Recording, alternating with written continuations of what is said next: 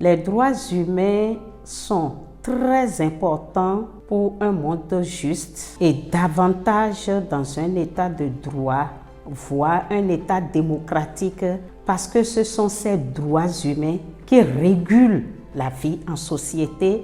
Et dans un état de droit, ce sont ces droits humains qui mettent chaque acteur dans ses rôles, dans ses responsabilités et précisent leurs limites. Les droits humains sont des droits, des prérogatives que nous avons du simple fait que nous sommes êtres humains. Ce sont des droits avec lesquels nous naissons, qui disparaissent avec nous. Donc, lorsque nous voyons qu'un droit est consacré par un instrument juridique au niveau national ou international, que ce droit-là est violé, on peut déjà comprendre que c'est une violation des droits de l'homme. Un droit contenu dans la Constitution qui, dans la vie active, est bafoué par un individu ou par l'État, on peut déjà dire qu'il y a violation des droits de l'homme. Connaître les droits humains, protéger les droits humains, assurer la défense des droits humains, c'est en un mot, assurer la dignité humaine. Il est important que la dignité humaine soit assurée et c'est pour cela qu'il faut connaître les droits humains, les défendre et assurer leur protection.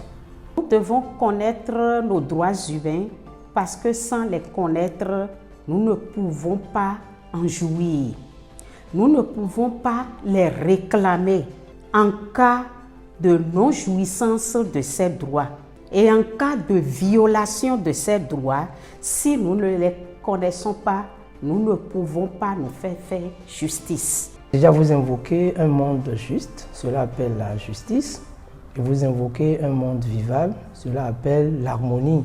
En ce sens, donc, les droits humains doivent donc être connus de tous afin de donner à chacun ce qu'on lui doit, la justice distributive, pour permettre donc à ce que chacun puisse vivre aisément, l'un à côté de l'autre, donc un monde viable et vivable. Au Bénin, les institutions phares de promotion et de protection des droits humains sont, entre autres, l'Assemblée nationale qui est le législateur, qui vote les lois. Nous avons le ministère de la Justice et de la Législation, nous avons la Cour constitutionnelle, nous avons aussi la société civile. Et comme organisation de la société civile, je peux citer Wildaf Bénin, et Rifonga Bénin, Social Watch Bénin, Amnesty, Changement Social Bénin.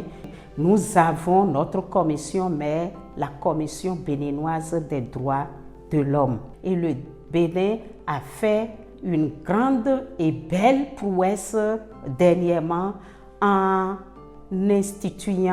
créant l'Institut national de la femme, qui est un organe habilité à promouvoir les droits humains spécifiques de la femme et de la fille au Bénin, mais les droits humains en général.